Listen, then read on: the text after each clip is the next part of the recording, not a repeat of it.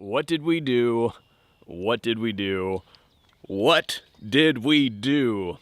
This is an aluminum Mlok handguard for a lever gun.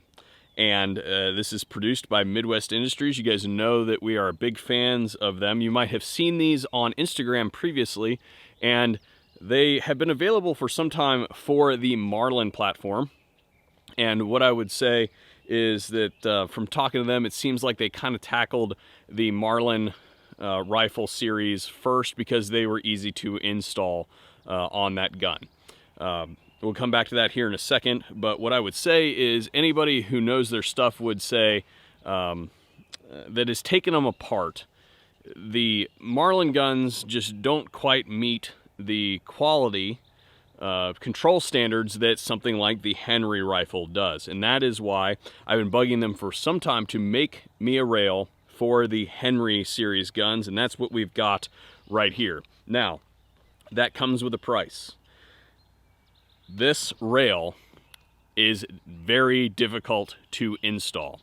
In fact, when they were, through the process of bugging them to make the product, they told me that it was going to be a 9 out of 10 on the difficulty scale as far as install is concerned. And if I'm completely honest, I would say that it earns every single point on that scale going to 9. In fact, I even damaged the rifle here at the front. I kinked my magazine tube in the process of making this. The gun's still functional. It's just a little bit more difficult to reload than it would be if it was a completely, normal gun that hadn't been worked on. The challenge comes by taking your time and paying attention to what you're doing it as per the instructions that Midwest Industries provides for you. And that may include consulting a real gunsmith. But why is this important? Why is it, not only is it cool, but why is it important that we now have Mlok on our lever gun? Well, if we think about this, think about it in the application to like pig hunting that happens predominantly at night. A lot of the time, these guns are incapable of operating in that environment because they don't have the ability to add a light source to them very readily. So you'll notice that I've got a piece of pick rail attached there that comes with the handguard, and they even have special sections that allow you to attach it up here if you want to, that are properly relieved for the barrel proximity, so that it's not interacting with the barrel anyway in any way, shape, or form. But if we take this TLR 1 and now we are ready to hunt at night, or say for instance we're just coming out of the tree stand late. I typically come out after dark from deer hunting and things like that. So this allows you to instantaneously add a high quality, solidly mounted, I can just take this and I can solidly mounted light that we've come to pretty much take for granted on a lot of our other types of firearms. This now allows you to adapt that modern technology onto your lever guns that allow you to shoot things like this gun in 45-70.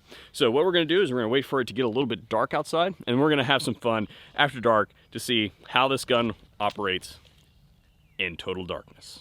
But first, we're going to function check it because I haven't got to shoot this gun in a long time. I love 45-70.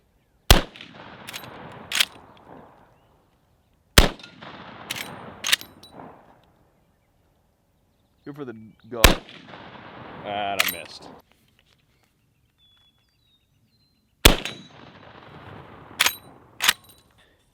You can see that it comes standard with your sling mount there for your traditional sling, with that kind of normal swivel stud on there. But it would be very easy for you to attach a tactical sling to this thing with just some points on there.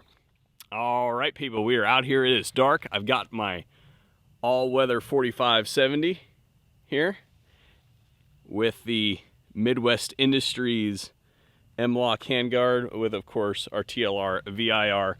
You guys are seeing things under IR right now. This camera's going to adjust when I move out of the way. You're going to be able to see more of the range. It is completely black out here. I can't see anything over there. The camera's a little bit better than my eyes. I'm going to be working on getting some night vision for this type of testing, but here we go. Let's see what happens when I turn on this light. Oh yeah, look at that. That little 8-inch gong was nothing. Let's see, maybe this guy? Not enough burn behind that guy. How about this guy? There we go. Let's get back to that 8-inch gong. I think I got one more left. Nope. Come on. There we go. Got one left. There it is. Oh, oh. I was a little short on the 45-70 ammo that I normally shoot.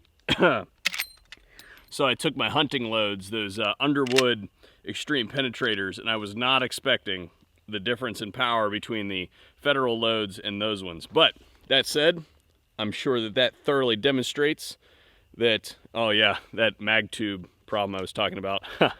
That's probably why we had that feeding issue there. Not enough spring tension because I can't. It's so tight, I didn't think I needed to spin the thing in the channel. Apparently you do. Barrel's nice and hot there, but I think that that thoroughly demonstrates that this rail is where it's at. Hopefully I'll be able to do a follow-up video. I'm planning on maybe putting a rail on top of this thing, putting a red dot on top of there.